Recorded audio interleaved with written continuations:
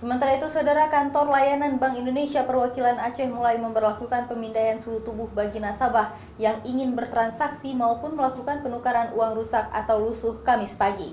Hal ini dilakukan untuk mengantisipasi penyebaran virus corona.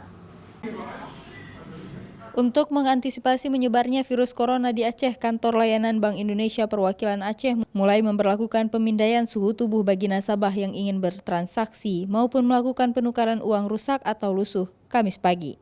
Nasabah yang masuk ke ruang layanan diperiksa menggunakan alat pemindai suhu oleh petugas, tak terkecuali bagi masyarakat umum maupun aparat keamanan. Setelah dilakukan pemindaian, pegawai Bank Indonesia juga melakukan sosialisasi mencuci tangan pasca memegang uang tunai kepada nasabah. Kepala Bank Indonesia Perwakilan Aceh Zainal Arifin mengimbau kepada pegawai maupun masyarakat agar rutin mencuci tangan dengan cairan antiseptik setelah melakukan transaksi tunai. Kita sudah mempersiapkan alat untuk memindai suhu tubuh bagi semua pegawai yang masuk kantor, termasuk juga para tamu. Yang kedua, kita sudah menyediakan hand sanitizer untuk memitigasi risiko tangan yang terkena potensi untuk penularan virus corona ini.